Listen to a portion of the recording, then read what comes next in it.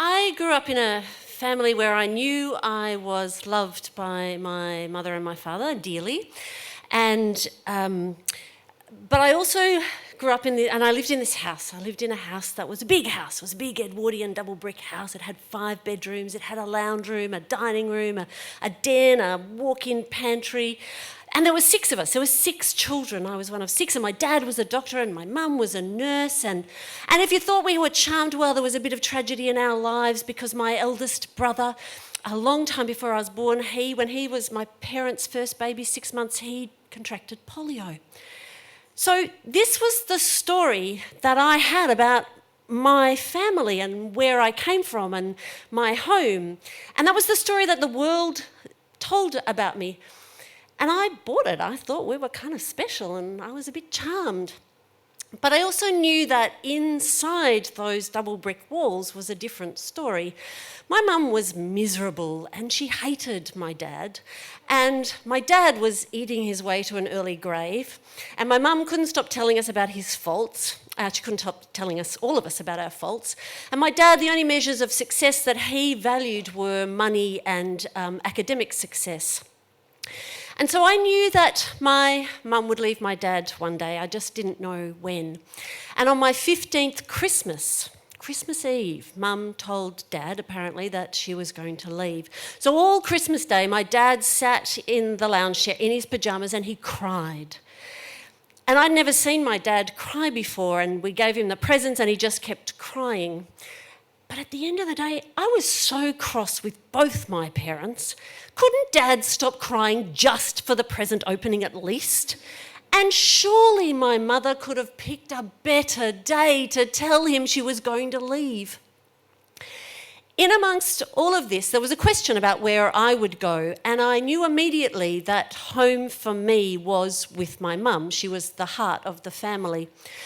But I also knew in the gender wars that raged in the family that I was on her side of the gender divide. I didn't actually have to answer the question, and about 6 months later, Mum said that she would pick me up from school and my sister on the Tuesday, and we would go to the new home. So we did that, and we went to the new home, and there was, she tried her best. It was homey, and there were lots of pieces of furniture from our old house, but it was only half my home. It was broken. It was really broken. And so I went back to school and I was desperate to go back to my old home, the home I'd known for 16 years. And it was just around the corner from school. So I raced around after school and I went down the drive and I went in the laundry and into the kitchen. And by the time I got to the kitchen, I knew it smelt and felt differently. And I went straight to the fridge and it was full of food that my mother never would have bought. So I went into the dining room and there was this great big empty space where the sideboard had been that was now at the other home that I lived at. And then I heard a voice and I froze. There was someone in the house. There was someone in the hallway, and I listened and I realised this woman, this older woman, was on the phone. She was on the phone in my house, and I couldn't get to my bedroom, which is where I really wanted to go. And so I fled. I raced out of there, and all the way back to the other house, all I could think of was, could my dad really think that by putting another woman in the house, he could replace us? But it didn't take long being with my dad to know that wasn't what he was thinking. She was practical. She was a housekeeper. My dad was bitter and grieving, and my sister and I would go every week to stay with him in that house. And we bore the brunt of that bitterness quite a bit. And then 8 months after my parents separated, I was walking home on a Thursday, home to my dad's house around the corner with some other girls from school, and one of them said, "Oh, so where's your dad going to live when the house is sold?" And I must have looked blankly because she added, "There's a big for sale sign out the front, didn't you know?" And inside, my world was crashing. I managed to get to the corner without, I think, letting on, and I said goodbye to those girls, and I stumbled my way up the 3 houses to my house, and there it was, an enormous big for sale sign. And that sign represented the end of my dream of finding home again, because it was going to be in that house. If ever I found home again, it would be in that house.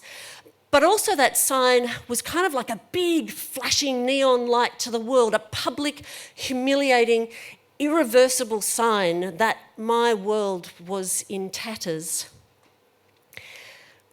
My parents healed themselves in their own way, and they made home, and they continued to love me deeply and create a place for me to belong.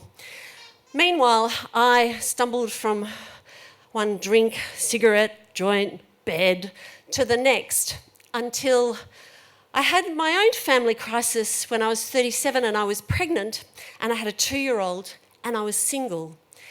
And I knew that I had to really dig deep. And at the risk of sounding like a sort of born-again, new age self-help person, which I am, I, in desperation, began to meditate, and I read every self-help book I could find, and when I wasn't looking after children, I was just trying to find a relationship with myself, and that's when I found that that's where home is for me. And that meant I could make a home for my children. Thank you.